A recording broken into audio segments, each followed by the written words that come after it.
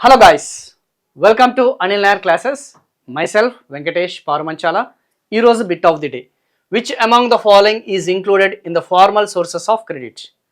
So ఈ యొక్క వ్యవస్థాగత పరపతికి సంబంధించింది ఏదైతే ఉందో ఏది ఆ యొక్క ఫార్మల్ సోర్సెస్ అనే దానికి సంబంధించింది? Employers, cooperatives, money lenders and traders. So please try to answer it. So formal sources అని చెప్పేసి అన్నాడమ్మా, included in the formal sources of the credit అని చెప్పేసి అని అడగడం జరిగింది. సంస్థాగత పరపతికి సంబంధించిన అంశాలు ఏందని అడిగాడు. So please try to answer it. ట్రేడర్సా, వ్యాపారస్తులకి సంబంధించిన ఫార్మల్ సోర్సెసా, ఎంప్లాయర్సా? ఎంప్లాయర్స్కి ట్రేడర్స్కి ఇది సంబంధం లేదమ్మా. సో ఆన్సర్ వచ్చేసి మనీ లెండర్స్ కూడా కాదు, వడ్డీ వ్యాపారాలు అనేది కూడా కాదు. ఆన్సర్ వచ్చేసి కోఆపరేటివ్ బ్యాంక్స్. ఏదైతే సహకార బ్యాంకులు అనేది డిస్ట్రిక్ట్కి సంబంధించిన ఆ యొక్క సెంట్రల్ ఆ యొక్క క్రెడిట్ బ్యాంక్స్ అనేది ఏదైతే ఉందో అవి కోఆపరేటివ్ సొసైటీ సహకార సంస్థలకి సంబంధించింది కాబట్టి సో ఆ యొక్క ఫార్మల్ క్రెడిట్ అనే దాని కేటగిరీ కిందకి వస్తుందన్న సంగతి గుర్తుపెట్టుకోండి. Very very important. సో రెండు రకాల రుణాలు అనేది ఉంటాయి, సంస్థాగత రుణాలు, సంస్థాగతం కాని రుణాలు.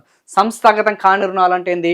ఎవరైతే వడ్డీ వ్యాపారులు, ఓకేనా, ఎవరైతే వ్యాపారస్తులు, ఎవరైతే మనీ లెండర్స్, ఫ్రెండ్స్, రిలేటివ్స్, ఎవరైతే ఫ్యామిలీ మెంబర్స్ ఎవరైతే ఉన్నారో ఇవన్నీ కూడా సంస్థాగతం కాని కిందకి వస్తాయి. కానీ ఒక ఇన్స్టిట్యూషన్ ఏర్పాటు చేసి లైక్ ప్రైవేట్ బ్యాంక్స్ కానీ, ప్రభుత్వ రంగ బ్యాంకులు కానీ, కోఆపరేటివ్ బ్యాంకింగ్ కానీ, ఆర్ఆర్బీస్ కానీ ఇలా మనకి రుణాలు అందిస్తే దాన్ని మనం ఏమంటాం? ఫార్మల్ సోర్సెస్ అని చెప్పేసి అంటామన్న సంగతి గుర్తుపెట్టుకోండి. Very very important for learning through MCQs. ఆ యొక్క ఎంసీక్యూస్ ద్వారా మీరు ఏదన్నా ఆ యొక్క కోర్సెస్ కావాలనుకుంటే మన యూట్యూబ్ ఛానల్ని మీరు ఆ యొక్క సబ్స్క్రైబ్ చేయండి, వీలుంటే ఈ వీడియోని లైక్ చేయండి, షేర్ చేయండి, ఓకేనా?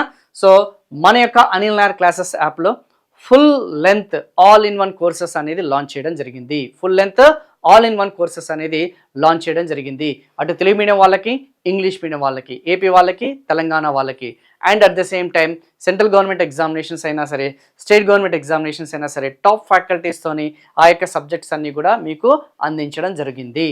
సో రాబోయే అప్కమింగ్ ఎగ్జామినేషన్స్ ఆర్ఆర్బీ కానీ, ఎన్టీపీసీ కానీ, ఎస్ఐ కానీ, పీసీ కానీ, లేదా అదర్ జనరల్ స్టడీస్లో ఖచ్చితంగా ఈ యొక్క క్లాసెస్ అన్నీ కూడా కాంపిటేటివ్ ఓరియంటేషన్లో అన్నీ చెప్పడం జరిగింది కాబట్టి మీ యొక్క ప్రిపరేషన్లో సక్సెస్ అవ్వడంలో ఈ యొక్క క్లాసెస్ అనేది దోహదపడతాయనే సంగతి మళ్ళీ గుర్తు చేస్తున్నాను.